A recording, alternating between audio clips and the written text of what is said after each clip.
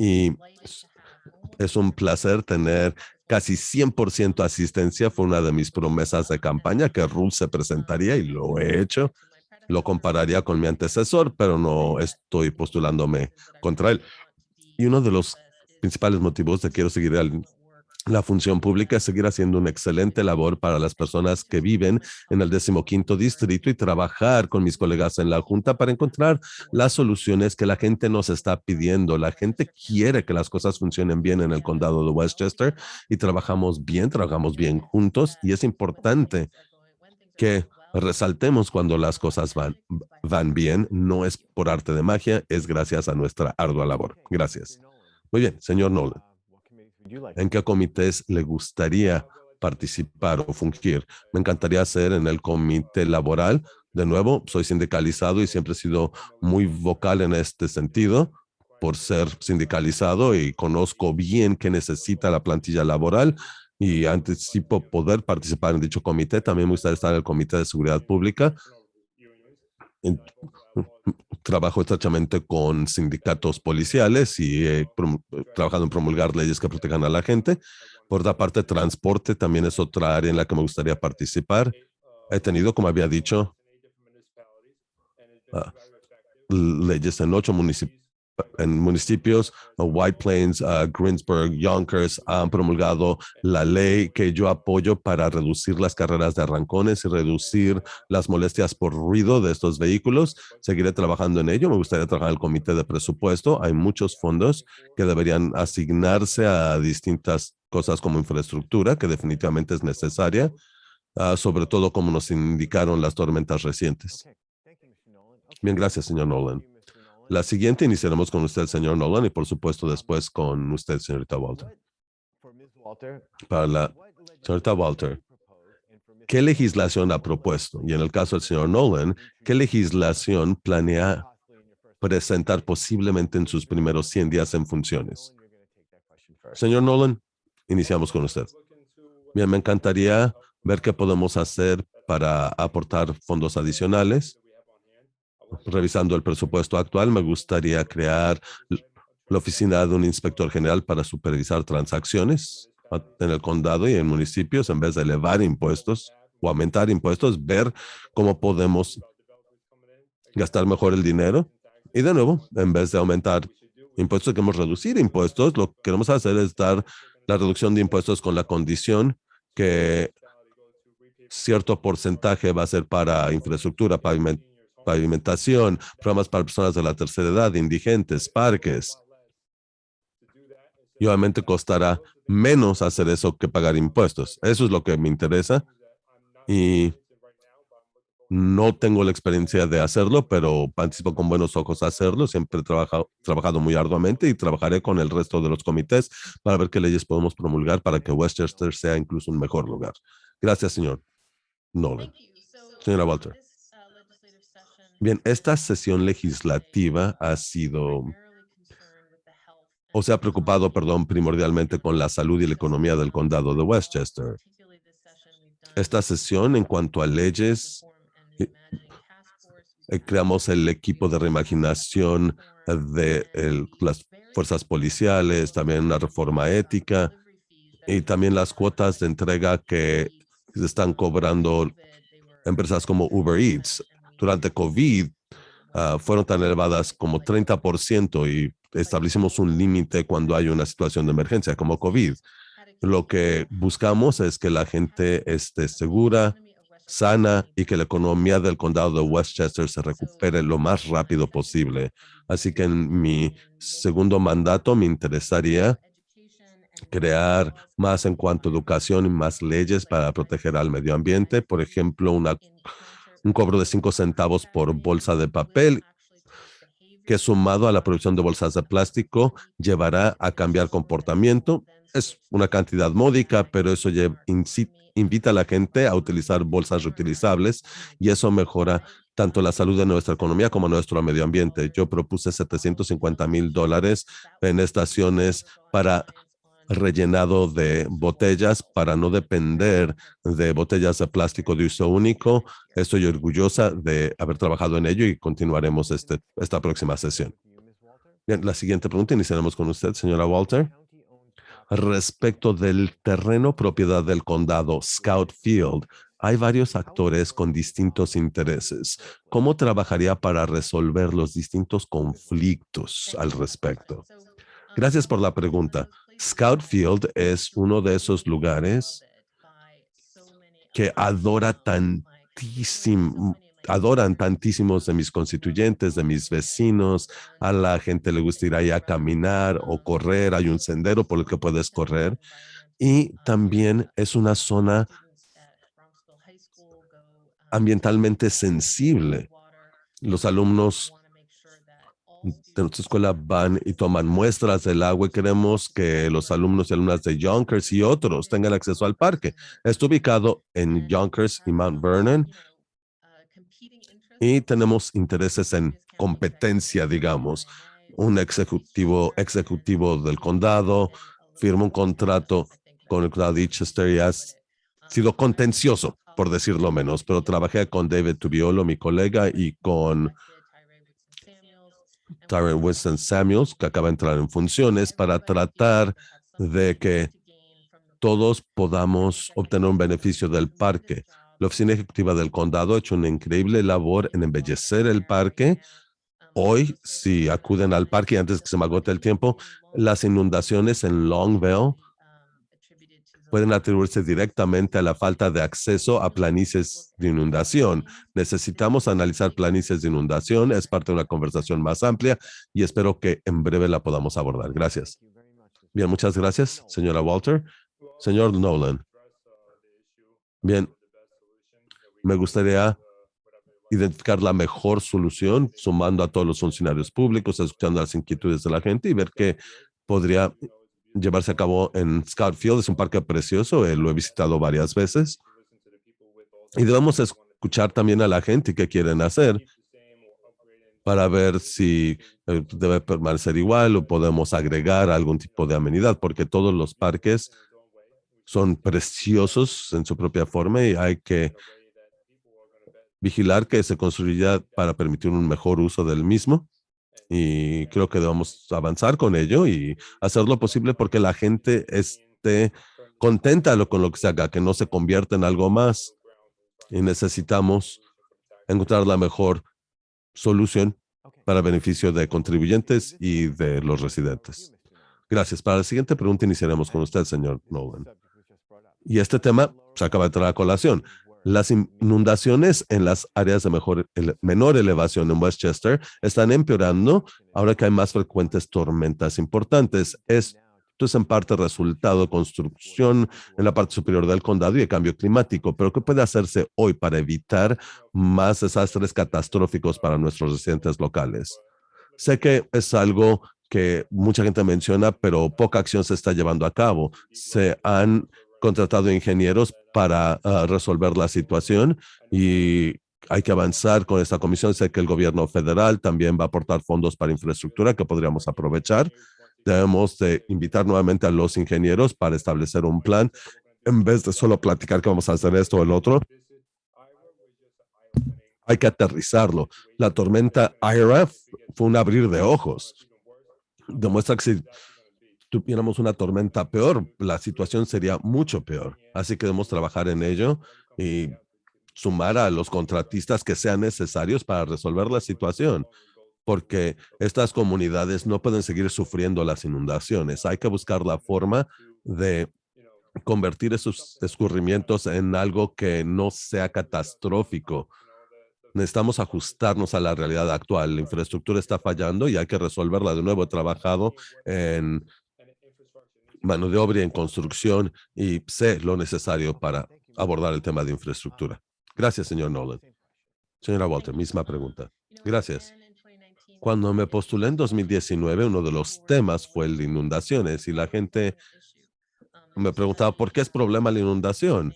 Después de la supertormenta Sandy, hubo un estudio que llamaba New York Rising y se me dio una copia cuando me convertí en legisladora y se identifican dos de las principales zonas de riesgo en Yonkers, que son Longville y Brooklyn. Cuando inicié en funciones, dije que vamos a hacer en Bronx River y Springbrook y donde confluyen. Fui a reuniones con muchos planificadores y hablamos del informe de la cuenca hidrológica que cualquiera puede buscar, y después de hacerlo, pregunté a los planificadores del condado cuáles son los planes de acción, y he solicitado un estudio hidrológico para darnos información respecto de qué podemos hacer respecto de inundación. También en Sawmill River Parkway,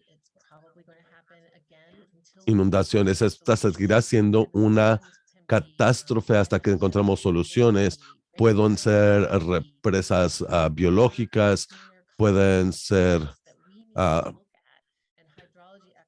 zonas de captación que podamos, y hay que tener este estudio hidrológico para mejorar la situación, pero solo podemos lograrlo si prestamos atención, y esto va a ser un cambio importantísimo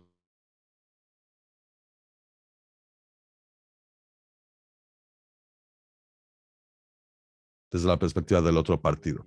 Para nuestra siguiente pregunta, iniciamos con usted, señora Walter. ¿Considera que el condado de Westchester necesita más vivienda asequible?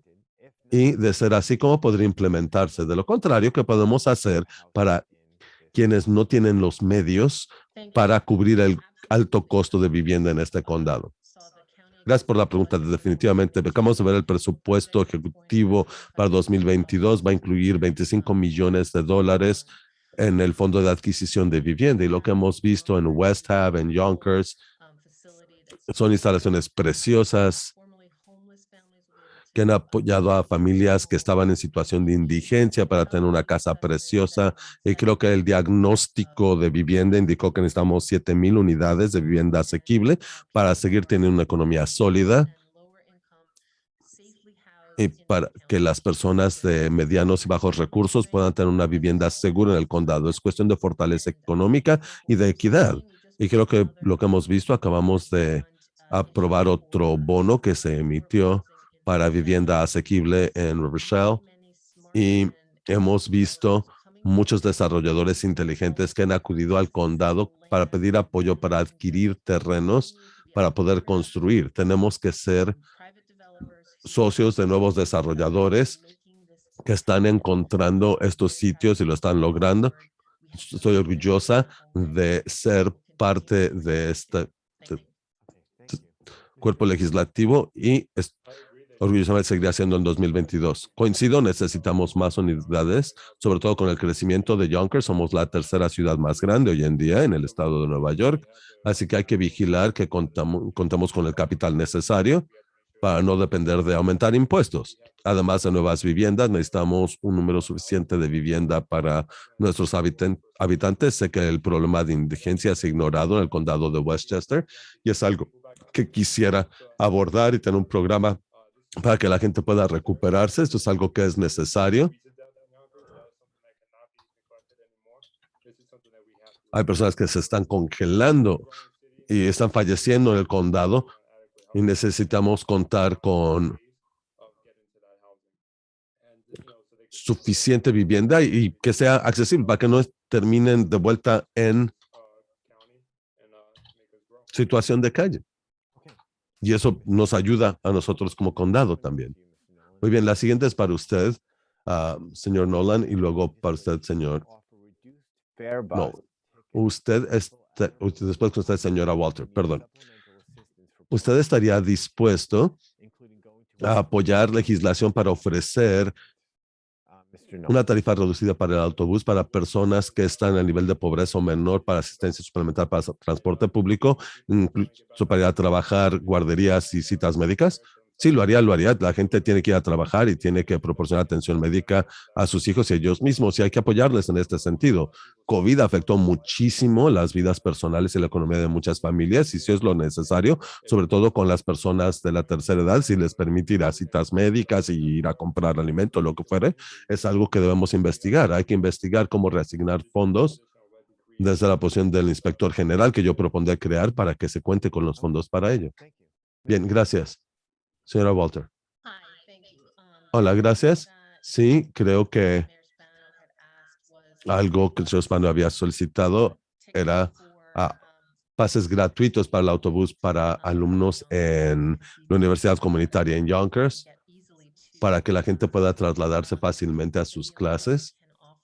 Creo que también se podría ofrecer algo como una tarifa reducida para personas con dificultades económicas.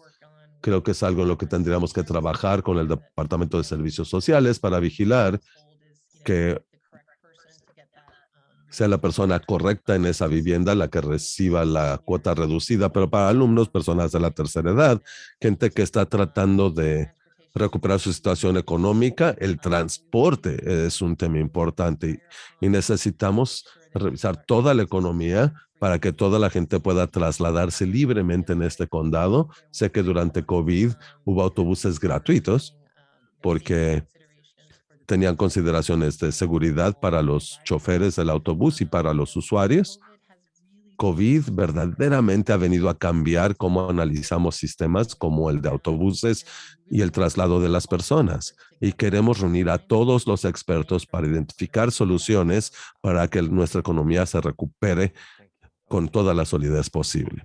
Gracias. Es la siguiente pregunta. Iniciaremos con usted, señora Walter.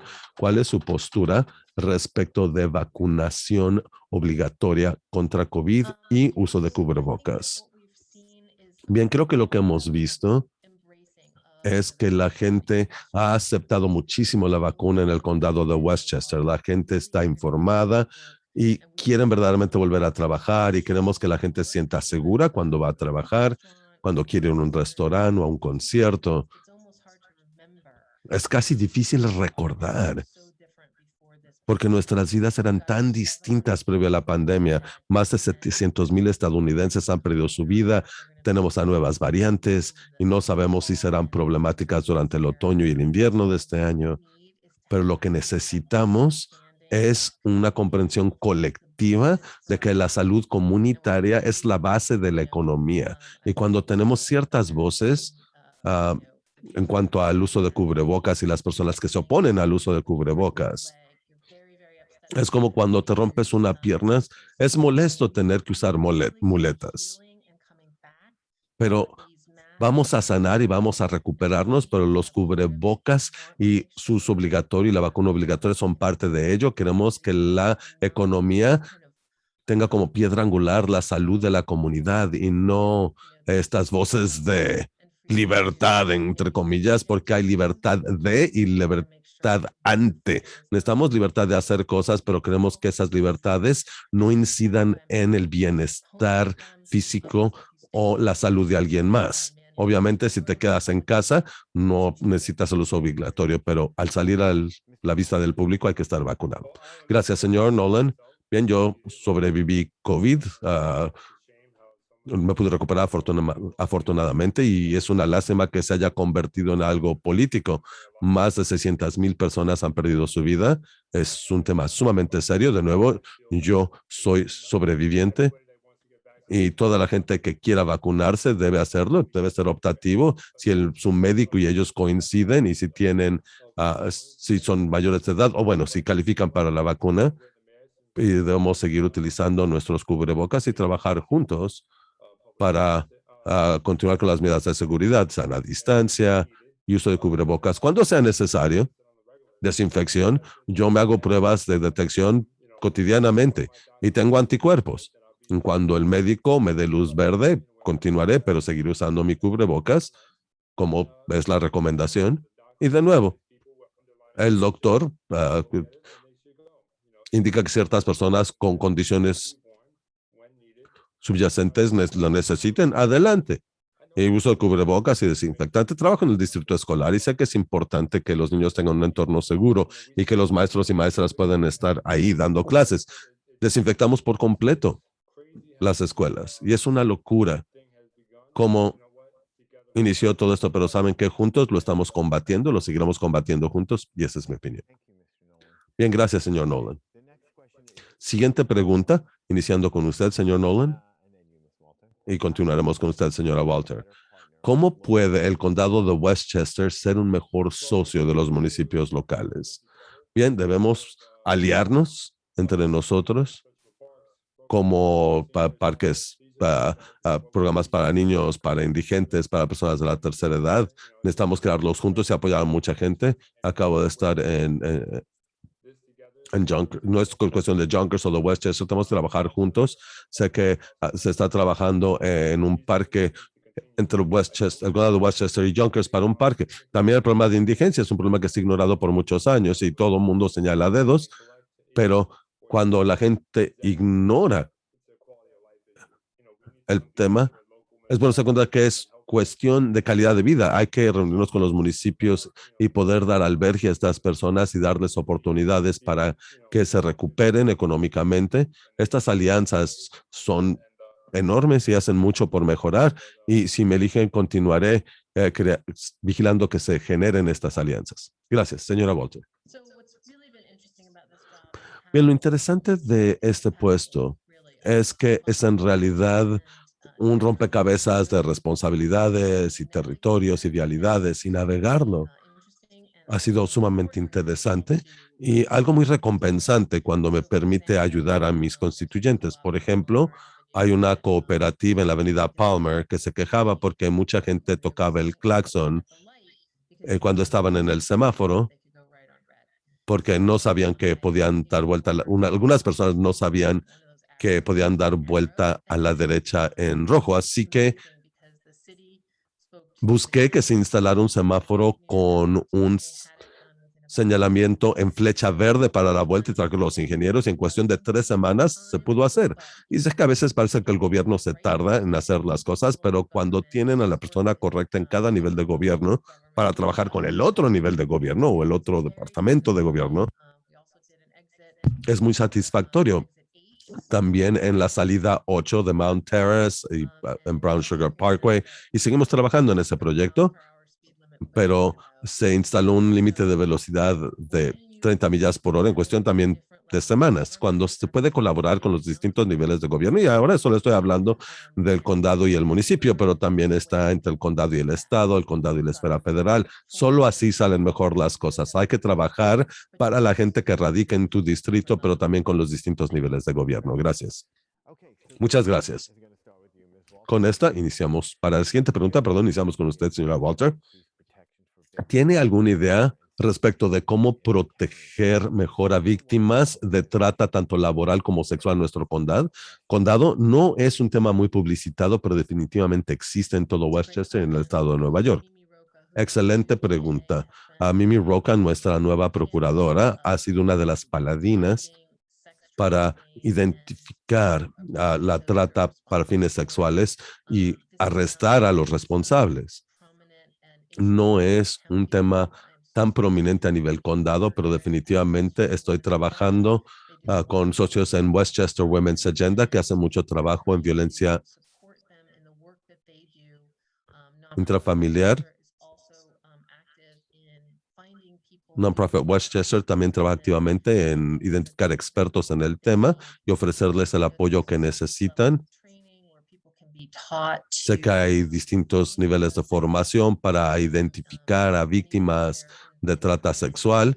Muchas veces están entre nosotros. Necesitamos brindarles el apoyo que necesitan para escapar del lugar donde se les está deteniendo. Muchas veces también hay trata para fines laborales.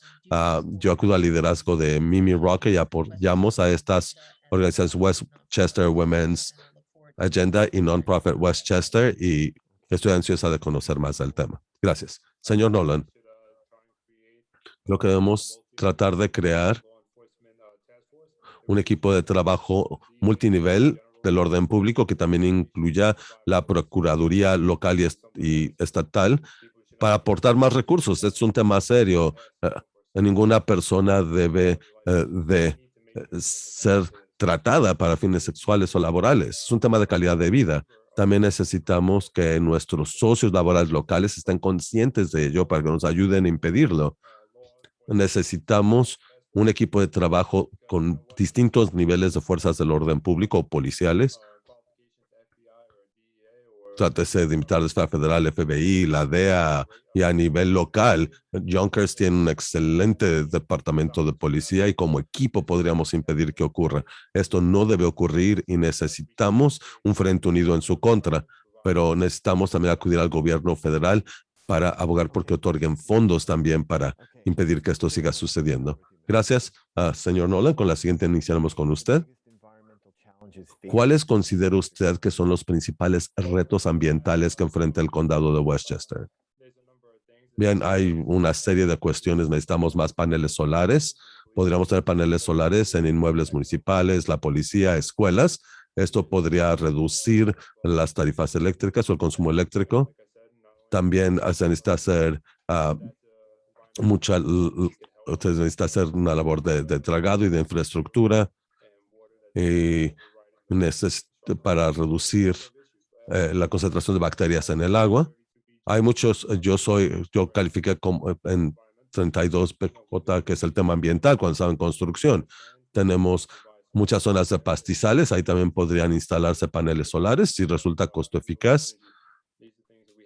Atraer más energía renovable. Son cosas que hay que investigar. Gracias, señora Walter. Bien, tenemos increíbles inundaciones con la supertormenta Sandy, hubo una inundación en 2007, los huracanes Irene y Aida, y vienen con cada vez mayor frecuencia. No necesitamos a denegadores del cambio climático en la función pública. 16 demócratas, más un conservador, aprobaron recientemente la resolución de emergencia climática que nos alineará mejor con lo que necesitamos hacer para reducir nuestras emisiones de carbono y vigilar que nuestro gobierno que trabaje con los distintos niveles de gobierno para solucionar la situación de inundaciones. Ya estamos más allá de la acción climática, necesitamos resiliencia climática, es decir, que viviendas y locales comerciales estén protegidos ante no solo inundaciones. Antes ahí tuve que llevar alimento a una colonia que había estado sin energía eléctrica durante una semana, personas con tanque de oxígeno que no podían salir de su casa porque un enorme árbol había caído, porque hay tantos lugares en los que tenían que hacer reparaciones con Edison y otros. Así que debemos analizar el cambio climático y la resiliencia climática y que todos estos demócratas acepten si esto es un problema. Nos ha ayudado enormemente a elevar el tema y lo lamento, pero hay un partido que no cree en el cambio climático. ¿Me permite derecho de réplica? Bueno, es su turno. Bueno, sí, tiene derecho de réplica. Adelante. Bien, por ejemplo, en Indian Points, cuando se cerró y sé que fue antes del tiempo en función de la legisladora Walter, pero y era un enorme productor natural y podríamos haber utilizado las instalaciones hoy, sobre todo con las quemas en rotación. Y esto no está ocasionando que tengamos que utilizar, y con Edison los que reemplazar con 2% de otros marcos y no nos podemos dar el lujo de ello. Gracias, señor Nolan. Tenemos otra pregunta similar, iniciando con usted, señora Walter. Muchas comunidades están utilizando energía solar y eólica para reducir el costo del consumo de electricidad en inmuebles públicos. ¿Usted apoyaría fomentar y desarrollar esto en el condado de Westchester y de ser así como puede financiarse? Hay un excelente programa que se llama Community Solar. Si van a Sustainable Westchester, como lo hice yo, pueden inscribirse, incluso si no pueden instalar paneles solares en su techo, pueden adquirir energía solar a través de una instalación comunitaria como la que acaban de poner en Executive Boulevard. Necesitamos soluciones climáticas como bombas térmicas, aislamiento térmico, aislamiento contra viento. Debemos invertir en ello. Necesitamos nueva infraestructura. Y la cuestión con la generación nuclear es que exige mucho saneamiento. Y hoy tenemos muchos de los cartuchos descartados muy cerca de nuestra ciudad y esa planta ya no nos genera electricidad. Yo no la cerré ni la cerró el condado, la clausuró el gobernador y necesitamos reconstruir con soluciones de energía verde que sean sustentables para nuestro planeta en lo sucesivo. Verdaderamente necesitamos analizar todo este tipo de instalaciones eólicas, solares, bombas térmicas y hay que hacerlos juntos porque desarrolladores privados y el gobierno pueden trabajar juntos en esas soluciones para poder aterrizar todas esas soluciones energéticas. Y de nuevo, uno de los partidos sigue en estado de negación. Señor Nolan, ¿se pudiera repetir la pregunta, por favor? Sí, con gusto. Muchas comunidades están utilizando energía solar y eólica para reducir el costo de electricidad en inmuebles públicos. ¿Usted apoyaría fomentarlo y desarrollarlo en el condado de Westchester? Es decir, ¿cómo se financiaría? Lo apoyaría porque yo sé que el gobierno federal no tendría problemas con no tener los fondos. Tienen convenios de infraestructura que están afectando a nuestros contribuyentes. Así que debemos poder reemplazar esta energía. De lo contrario, vamos a seguir teniendo apagones intermitentes y la gente de Westchester se va a ver afectada. Después de la clausura de la planta nuclear, no se permitió un estudio de impacto ambiental, lo cual nadie entendió. Y obviamente he trabajado con los legisladores todo este tiempo, pero es algo que va a tener muchos efectos a largo plazo. Así que necesitamos que ver cómo en inmuebles municipales y en escuelas, porque no trabajo en el distrito escolar, tenemos 44 escuelas en Yonkers. Si pudiéramos generar su propia energía con paneles solar, ayudaría muchísimo. Hay mucha energía que podría reemplazarse y que podría utilizarse y hay que buscar la forma correcta de hacerlo. Así que definitivamente estaría a favor de que en vez de que los contribuyentes se queden con la factura, que sea el gobierno federal el que aporte fondos. Bien, gracias. Esta es la última pregunta preparada que tengo para ustedes y vamos a iniciar con usted, señor Nolan, y luego pasaremos con nuestras declaratorias finales. Es una pregunta interesante. ¿Cuál es la principal diferencia entre usted y su oponente?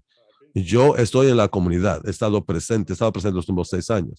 Desde que falleció mi hermano, y estoy determinado a hacer lo que tenga que hacer en la comunidad y seguiré presentándome. Tan solo el año pasado, cuando muchos funcionarios públicos se desaparecieron, yo estuve como trabajador esencial y en la comunidad de nuevo 60 campañas de alimentos atendiendo a muchísima gente y haré lo necesario y lo correcto para nuestras empresas. Yo no ocasionaré cierres de negocios en los peores momentos económicos en nuestra vida. Esto es algo muy cercano a mi corazón. Como la seguridad pública se está ignorando. Hace una semana o 2 semanas, en Fairfield Association, un policía nos indicó que el 60% de los delitos iban a la alza y se está ignorando en el condado y yo no lo ignoraré. Es algo para lo cual quiero trabajar para los rentes de Yonkers, Brownsville, Westchester. No voy a estar al servicio de la política, sino del público.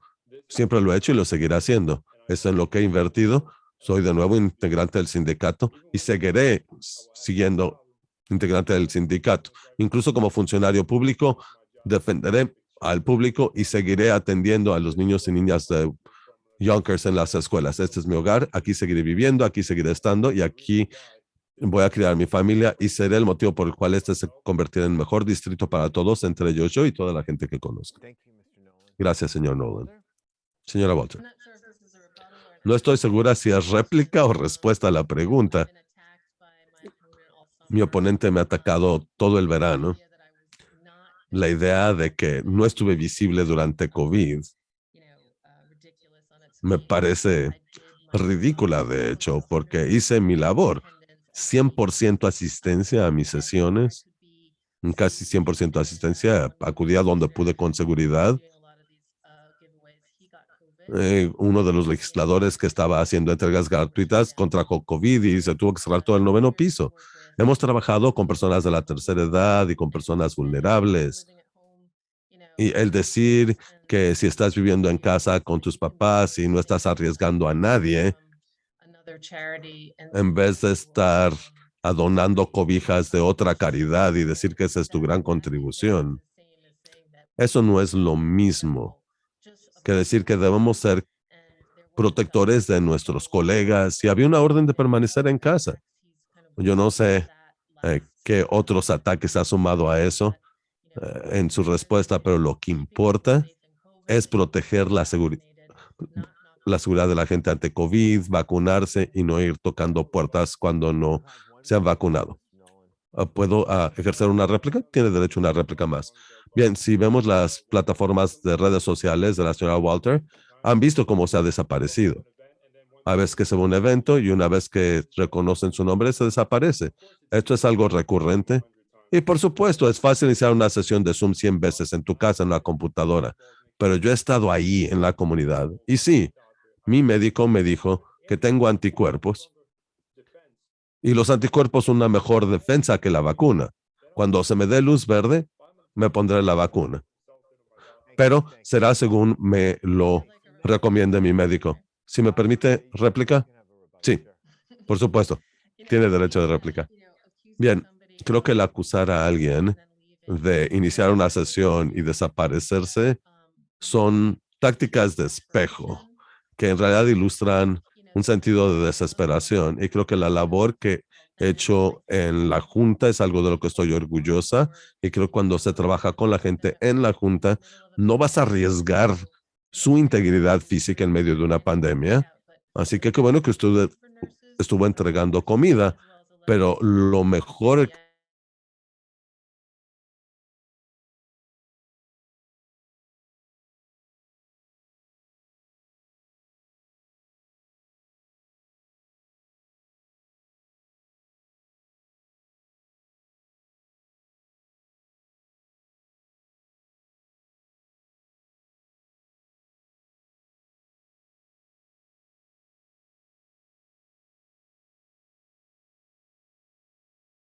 Understanding statistics is important. Understanding budgets is important.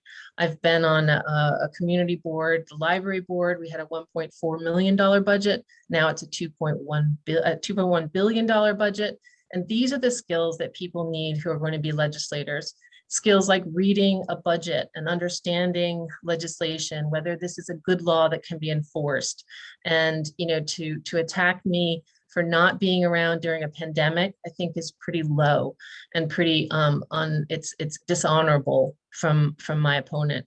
I think we really want to make sure that people recognize what a beautiful county we live in and what a wonderful place it is, how our parks are being taken care of. The previous county executive, who my opponent actually has campaigned for, really did a bad number on our Thank you, Ms. Walton. Thank you very much. Okay, Mr. Nolan, you have a minute and a half for your closing statement. It's definitely not a smear campaign when it's actually the truth. They just like how 8,500 nurses and healthcare workers were laid off, and co-chair the labor board, who also has the endorsements, didn't release a single statement or even try to fight for their jobs in the hospitals. These are things that when you say crime is down, that's not necessarily true, because you don't live on this side of the district. I have been subjected to gun violence. And you know what? There's people in your district that have been subjected to gun violence, which has been ignored, including that you're the you're the gun safety advocate. These are things that we can no longer ignore. My opponent has the opportunity to show up to a Zoom meeting. That's all fine and done. But like I said, if you look back on our search history on social media, there's been a number of times where, yeah, you know what? She was missing. She was missing and she was nowhere to be found. I was a frontline worker. I'm continuing to be a frontline worker. I test negative every single time I have to go get tested. I wear a mask every time I go walking. Turning this vaccine thing and COVID into a political stunt because you have nothing else to ride on, making my medical history the only record you have to go on because you have no record of your own, is pretty sad. You know what? You talked about last time being on the soapbox. Maybe if you were on a soapbox this time, you could actually have work to be done. You could accomplish things. But this is why I'm here. Labor needs a voice. Seniors need a voice. District 15 needs a voice. And when I am elected on November 2nd, I will continue to be a voice. I will continue knocking. I'm not just going to show up to events and take selfies and just walk out. Thank you. Thank you very much, Mr. Nolan. Wow, I guess that was interesting. Okay, so that wraps up the Westchester County Legislative Forum. Thank you both for all of your participation. It's not easy to be in public service or to run for public service. So all of you folks at home, please thank these candidates for agreeing to try to serve or serving your community. Okay, we're going to take a short break while we prepare for our second forum. Yes. Thank you, both of you. Take care. Thank you. Thank you, everyone. Thank you for tuning in. Thank you. Thank you. It's 7:55. We will take a break until 8 o'clock. We will resume exactly at 8 o'clock with our candidates. And at this point, I would like to add something. I would like to acknowledge and give our gratitude for the support support of Armour Villa and the neighborhood, the associations of East Yonkers. They have been our partners in doing candidates forums for many years, going back to, and I hope going again to Sarah Lawrence when the forums were at Sarah Lawrence. So we are very appreciative and acknowledge their support. So we will pause now and we will return at 8 o'clock.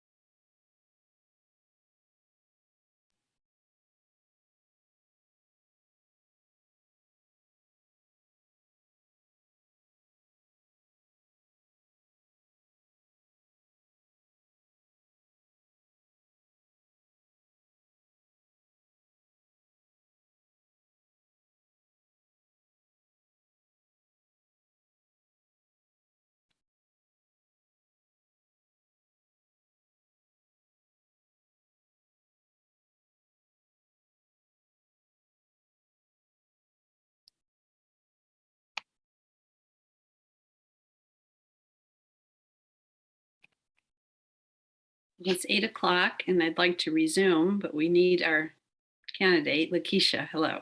All right, we're going to resume our forum for Yonkers City Council President. And again, I will turn the program over to our moderator, John Hessel. Hello, everyone. Welcome to the League of Women Voters Forum for the Yonkers City Council President. So we collected the questions already from the audience by email, electronic form. Each candidate will have 1.5 minutes to respond to each question.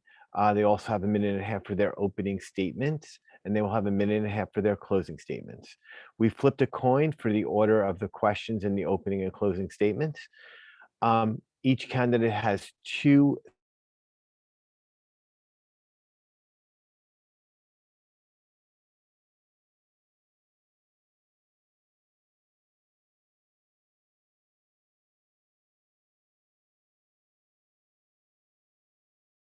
president, Lakeisha Collins Bellamy and Mr. Ron Matten. And as the coin flip went, Mr. Matten, you are going to open the opening statements and you have 1.5 minutes. So whenever you're ready. Thank you very much. And thank you for hosting this forum and those who are listening. So my name is Ron Matten. I want to be your next City Council President. I have 30 years experience within finance and operations. I am currently the Associate Vice President for Facilities and Capital Planning at New York Medical College in Valhalla. So my expertise is in planning and in finance. And I want to take that expertise and apply it to Yonkers. I've been a resident of Yonkers for many years. Currently live in Colonial Heights with my wife, and pardon me.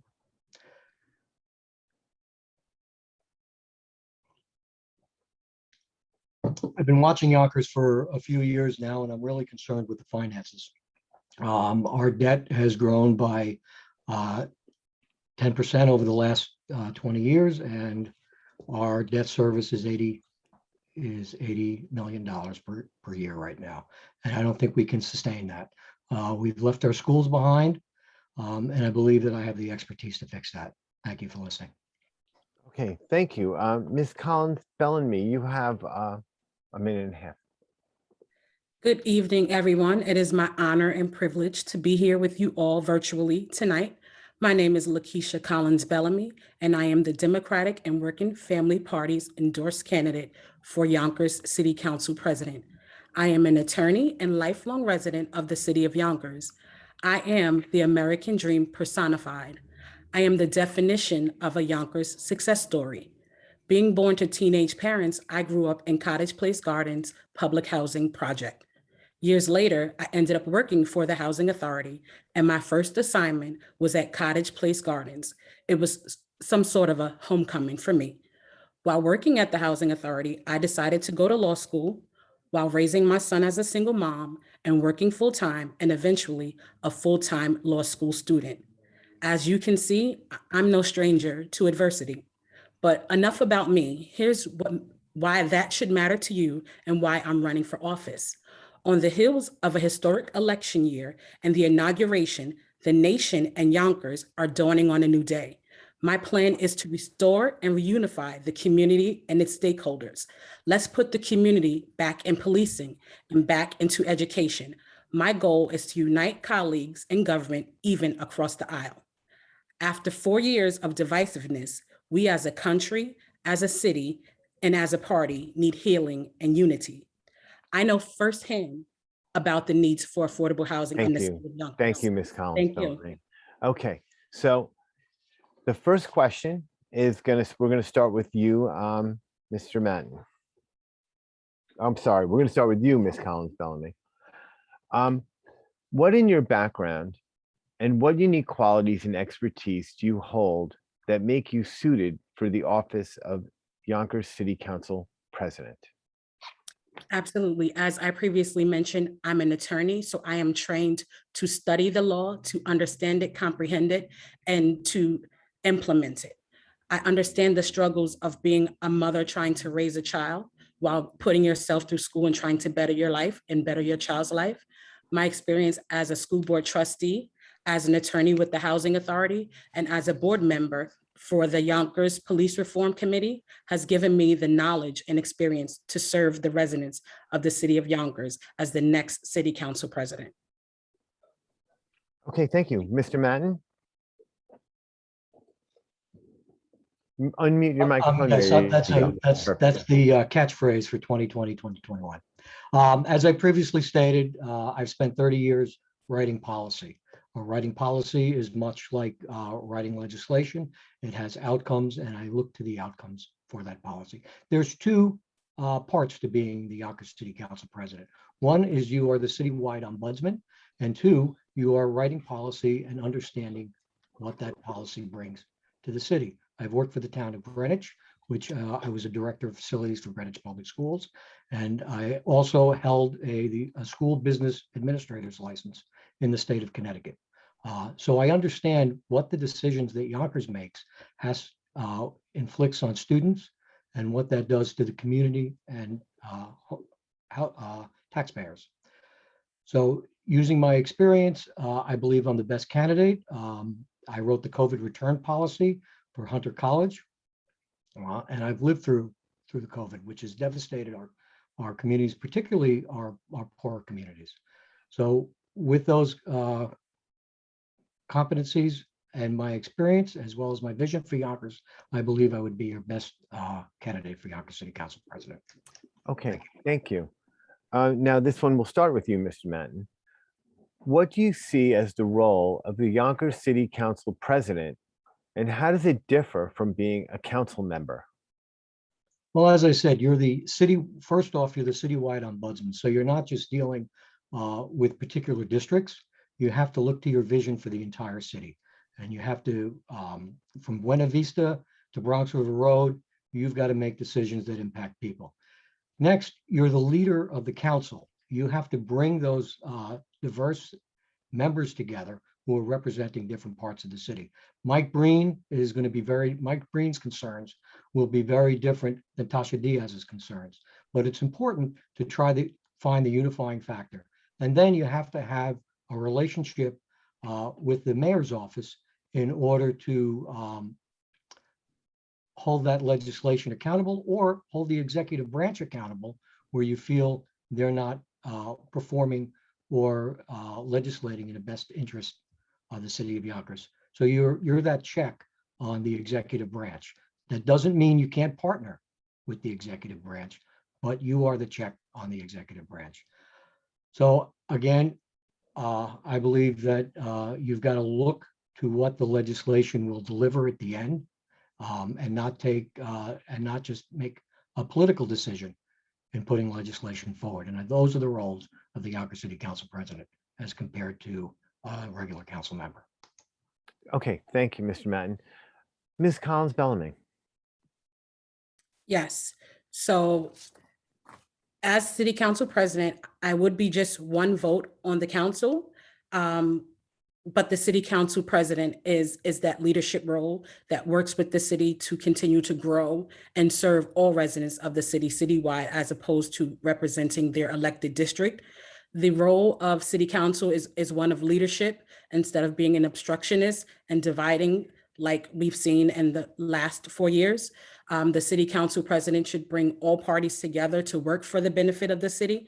Of course, the technical answer is passing legislation and voting to approve or reject the mayor's budget, but they also work with planning, with CDBG monies, supporting agencies such as West Hab. So it's about bringing the community together and serving the residents of the city of Yonkers. Thank you. Okay, thank you very much. Okay, so this one is going to go to you, Ms. Collins-Bellamy. How can the role of city council president be made more effective within the context of the strong mayor government? So the city council can be more effective by working together as a city council, united, although we only have one vote. One of our important roles is the budget process, which is a key role in any municipal government, city services and school functions. The city council president also plays an important role in land use and development in the city of Yonkers.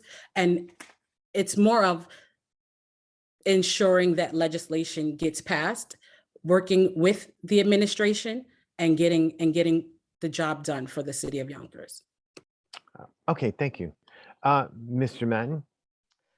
So again, as I stated before, the city council is a check on the mayor, even though we do have a strong mayor government. The council has subpoena power. When we have capital projects, I think it's important to appear in front of the council and address how the capital project went, where we saved money, what went well, and what didn't go well. And this way we have a little bit of a pattern when we're further doing capital projects. We hold the budget. There are budget hearings. If we don't like the budget, and again, as Ms. Collins-Bellamy said, it's one vote, but you build with those other council members in order to look at what the budget represents. It's a policy document, and make sure that you can rally the council if you do not agree with the mayor's budget. I want to ensure that we have a plan of community development. So we do approve construction and development, and I want to make sure that we're not developing ad hoc, and we're bringing community groups into. As Yonkers City Council President, I vow to go from community to community, having public meetings. So I'm not getting my information from the other council members. I would be getting my information from the community unfiltered. Thank you. Okay, thank you, Mr. Matten. And this one is going to start with you, Mr. Matten. If elected, what 3 steps would you take to put our city on a firmer financial footing?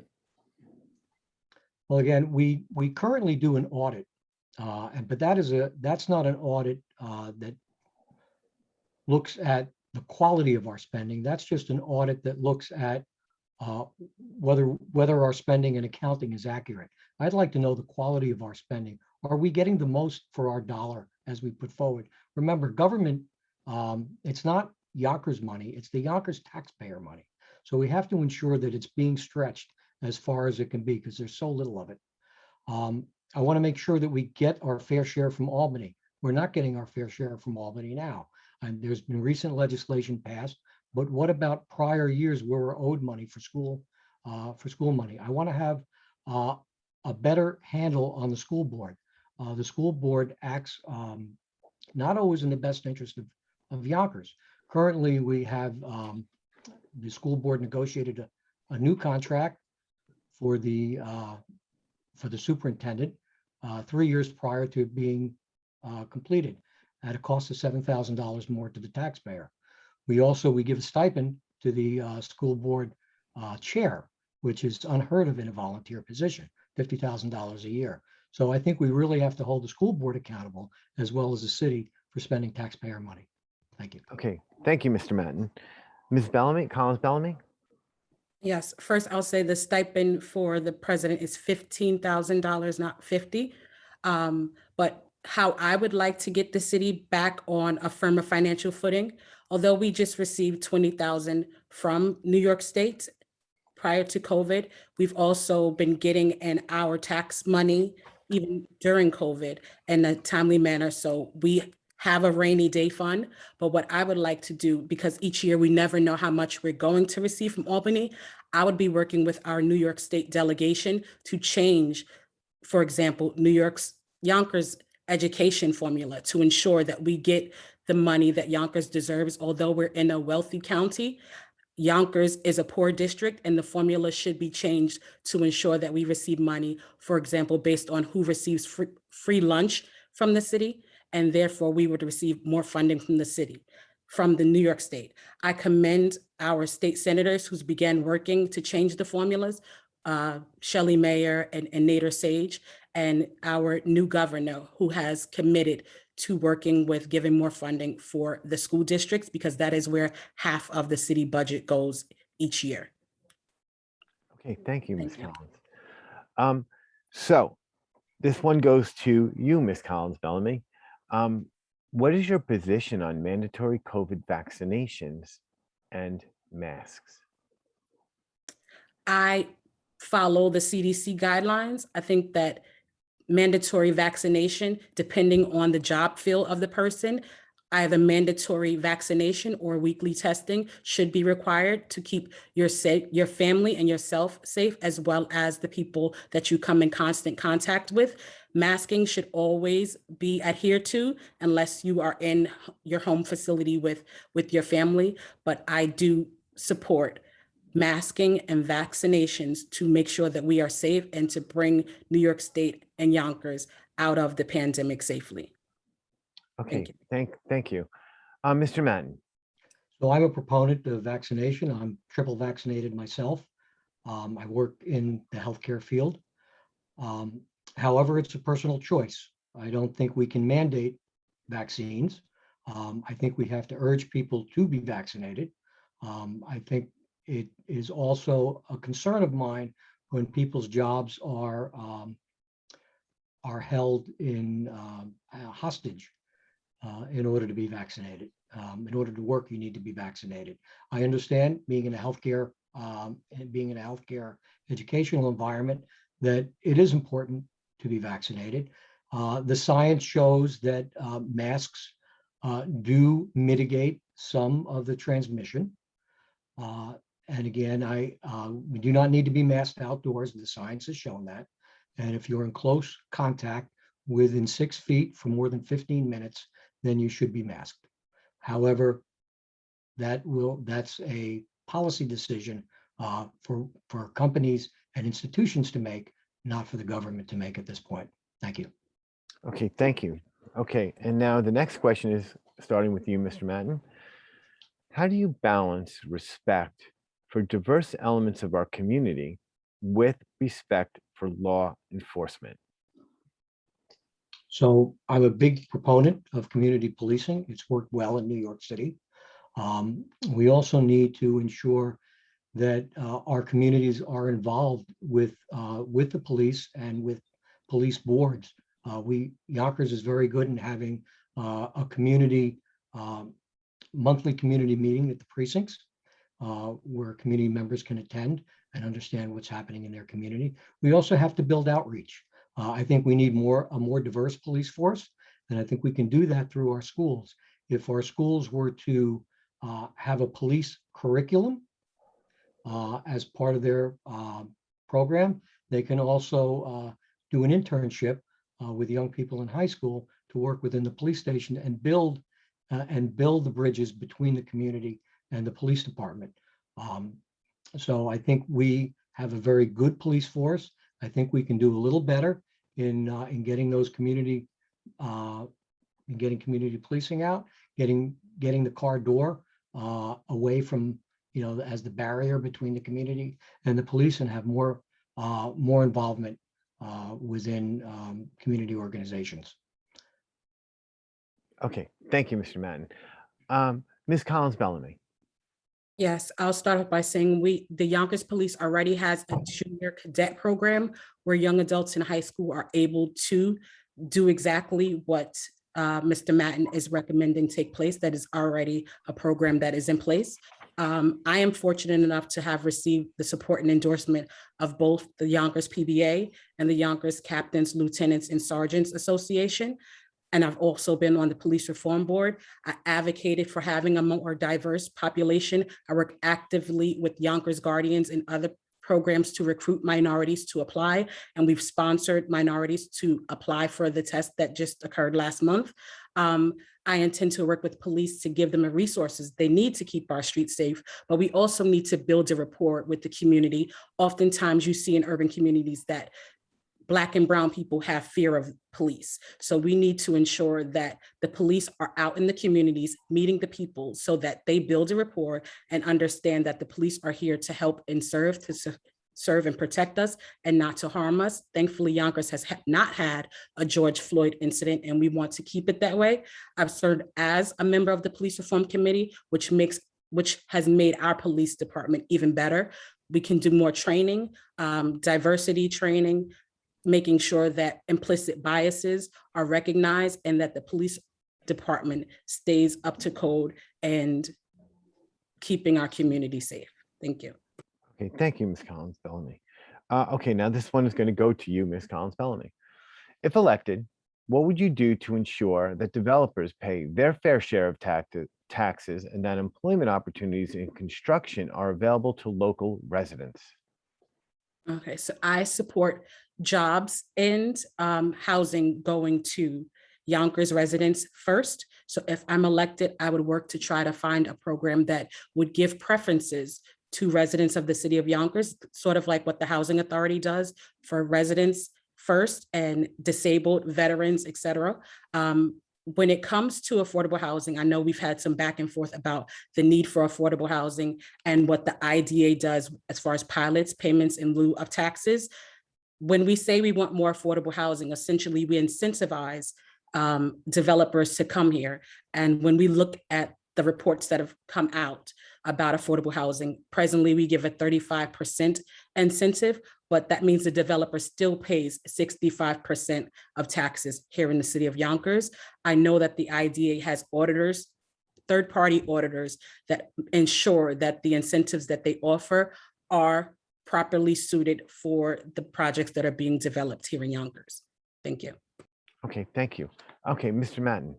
Could you please repeat the question? Yeah.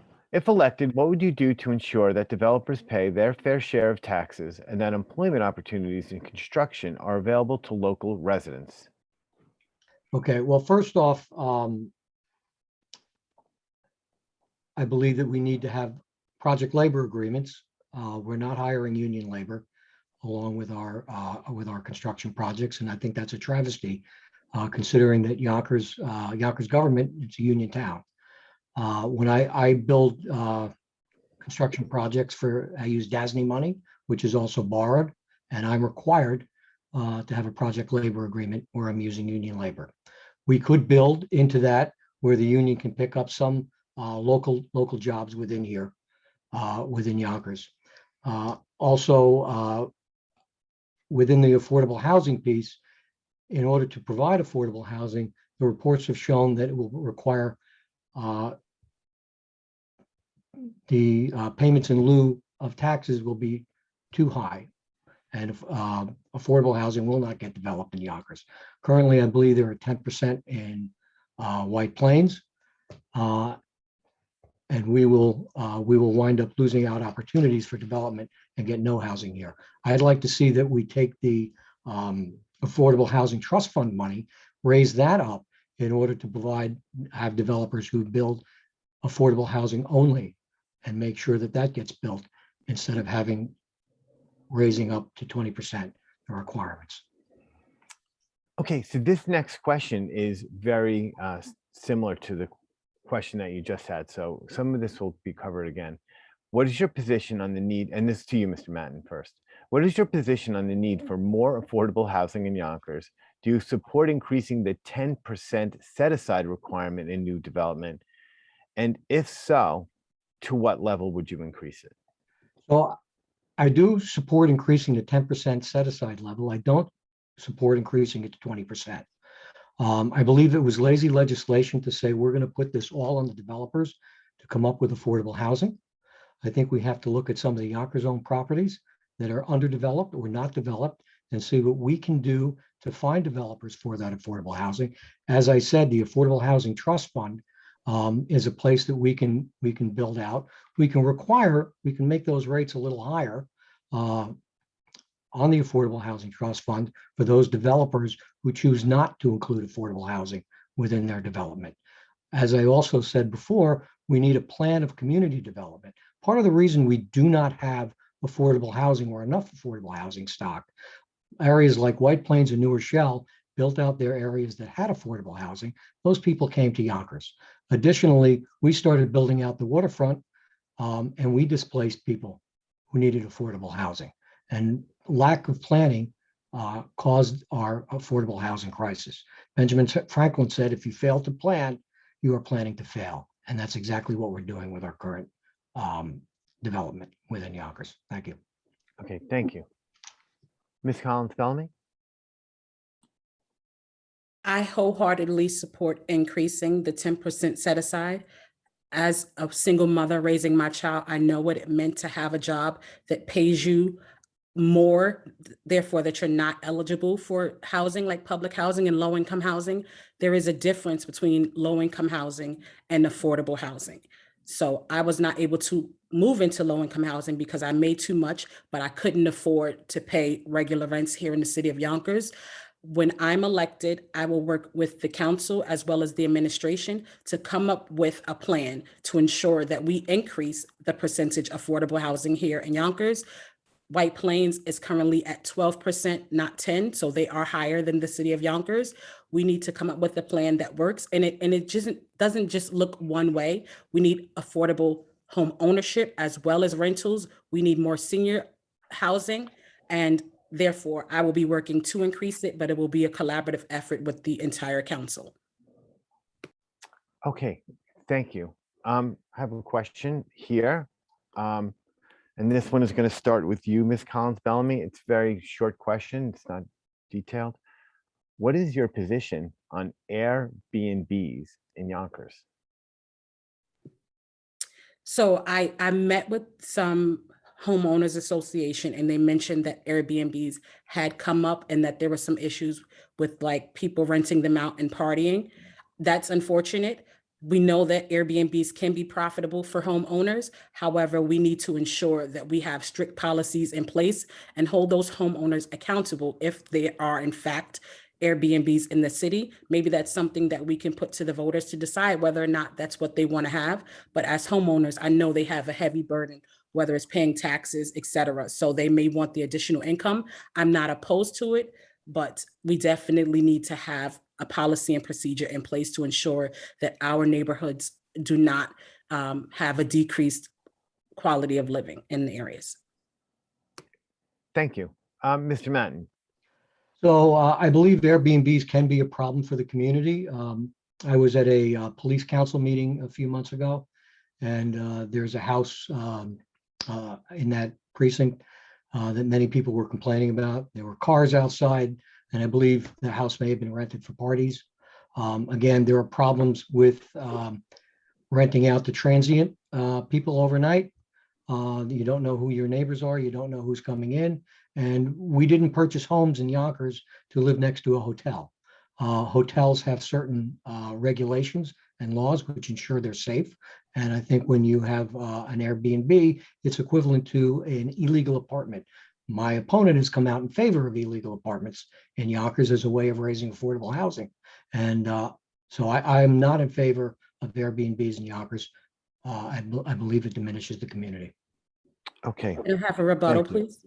Yes, of course. Okay, so I want to clarify a point that my opponent has sent out mailers and made posts on Facebook about. That is not true. What I said, if you watch the entire Yonkers Voice video, is that there are homeowners who have basement spaces and that they may want to use them for apartments, but they are not up to code. So that we as a city council could enact an amnesty period, the same way we do with gun buybacks, where there's a period where there is no penalty, to ensure that the homeowners bring those houses up to code and that they are no longer illegal, not to keep an apartment illegal. Thank you. Thank you. May I rebut the rebuttal? May I rebut the rebuttal? No, we don't rebut rebuttals, but you have the you get the next answer. So many communities worldwide, this starts with you, Mr. Matten. Many communities worldwide are using both solar and wind energy to lower the cost of energy in public buildings. Would you support promoting and developing this in Yonkers? And if yes, how can this be funded? Okay, Mr. Matten, go right ahead. I'm going to finish the last question for a few seconds. And basically, granting amnesty to an illegal apartment still has the same problem of having that overdevelopment within the area, loss of parking, and too many cars in an area that was not designed for it. As far as solar and wind, I'm in support of that, and it really depends upon how the contract is structured. So currently, I'm managing an energy performance contract, an EPC, and if you can structure those solar panels or wind is not as good as solar for residential areas because of some of the noise that windmills may create. But solar panels certainly, and we can certainly, as candidate Nolan had stated, look towards our current infrastructure within the city to add some solar panels to roofs, providing our roofs are built out properly. Also, parking lot canopies can be another place that we can add solar panels. However, we need to look at the way it's structured. Usually these deals are structured where you don't have any upfront money, and a course of between 7 and 12 years would be a proper deal for the city of Yonkers. Similar to what Mayor Spano did with the streetlights on a lease agreement. Okay, thank you, Mr. Matten. Ms. Collins Bellamy? I guess that's what privilege looks like. We assume that people that rent apartments have cars. People that move into these apartments is because they can't afford it. So assuming that they'll have cars and take up parking in these private neighborhoods is just that, an assumption. With the solar panels and wind energy, I've been doing that already with the Municipal Housing Authority. We actually, our new project, which is the Lamora project coming up with Longfellow is actually passive energy, passive house standards, which is the lowest energy footprint that you can have. The Housing Authority has been working with agencies that have been mentioned by Legislator Walter with Community Solar and Sustainable Westchester to ensure that we have a clean environment. So this is a top priority and something that I'm already working on in my present capacity at the Housing Authority. Okay, thank you. Okay, this is the last question that I have, and it's going to start with you, Ms. Collins Bellamy. What is the major difference between you and your opponent? Coming into this general election, I was looking forward to a clean race after a tumultuous primary election. We had an understanding that it would be just that, but unfortunately, it has become mudslinging and lies. As a city, as a state, as a country, we've just witnessed the last 4 years, and it seems that my opponent has taken some plays out of the Trump handbook with the tactics that he goes through with demonstrating and perpetuating false narratives when it comes to this candidacy. I will focus on the issues and focus on getting the job done for the city of Yonkers, rolling up the sleeves and doing the job of the Yonkers City Council president, not that of the mayor, not that of any other elected official, getting the job done for the residents of Yonkers. Okay, thank you. Mr. Matten. So my opponent has appeared on Yonkers Voice and you can look that on Facebook, and she has advocated for higher taxes. Her statement was that Yonkers residents, we must get more money from Yonkers residents, combined with state and federal. She has also come out, as I said before, in favor of illegal apartments, giving amnesty to landlords to bring illegal apartments up to code, which still provides the same problems in overcrowded neighborhoods. Then she's gone to other events and she's backtracked on that, and she's given a different policy. I have my policy in place. My opponent is still trying to figure out her policy. That's the difference. I'm ready to start on day one, and my opponent is still trying to figure out what she stands for. Can I have a rebuttal, please? Are you finished, Mr. Matten? Yes, I am. Okay, yes, this is your last rebuttal. Absolutely. So there has not been a backtrack, nor has there been a written policy that my opponent has ever expressed. I'm used to having ideas that are outside of the box and being criticized by small-minded others who can't see that it's a great idea that will work. As a homeowner who complains of high taxes, why not have additional income when you have the space in your home to afford another resident of Yonkers the opportunity to live in your space?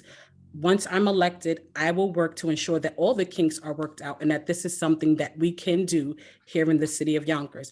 I've said what I've stood for. If you go back and watch the video, thank you, Ms. you'll see what I said. Thank you.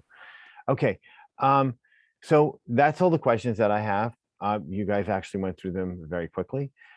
So we have now time for closing statements, and we're in the same order. So Mr. Matten, you get the opening closing statement.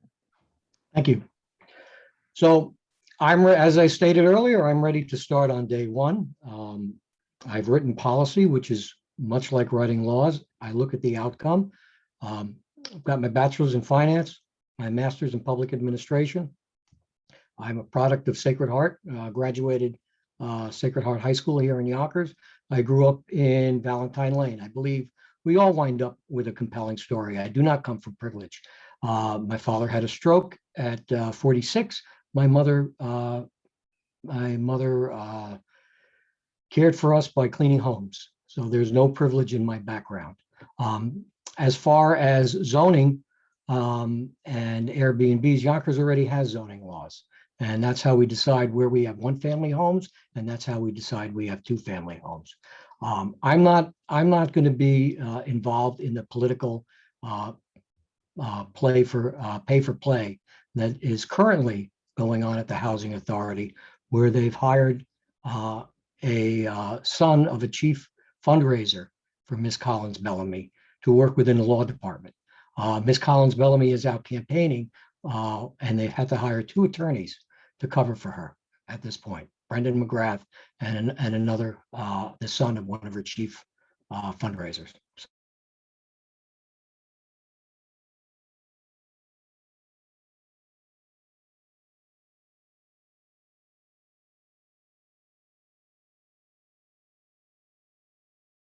January before I even announced that I was running, and it was hired before I announced that I was running. So no one came to do my job.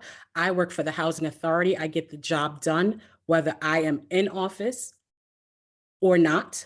However, I do work 8:30 to 4:30 for the Housing Authority, but I'm here to do the job as a city council president. I will work to ensure that the residents have full benefits, whether it's affordable housing, a quality education, or public safety issues being addressed by the city council president. It is my role and responsibility to work together with the entire council and the administration to get the job done. And unfortunately, my opponent hasn't been able to come up with the plan to discuss how that would be done, other than talking about what I am not doing, and he has no idea. So I hope that all of you have heard my platform and will come out, and early voting is next Saturday, and that you will all come out and vote. Thank you. Okay, well, thank you, everyone. That wraps up the Yonkers City Council President Forum. You have to thank the people that are running, because it's not an easy job to run for office or be in office, and public service is not really as easy as it seems. Okay, I'd like to thank everyone for attending and listening to this forum. This forum is going to be available for subsequent viewing through Election Day, which is Tuesday, November 2nd, and it will be on YouTube, and you can access the YouTube's language interpretation service to hear the forum in Spanish and other languages, and the link to view the forum will be on the Rivertowns League of Women's Voters website at www.lwv-rivertowns.org. There are 5 ballot propositions on the ballot this year, and for more information about them, go to vote411.org. And don't forget, early voting starts October 23rd.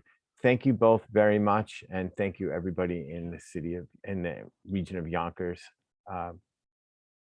Happy voting. Thank you, John. Thank you, League of Women Voters. Thank you. Bye-bye.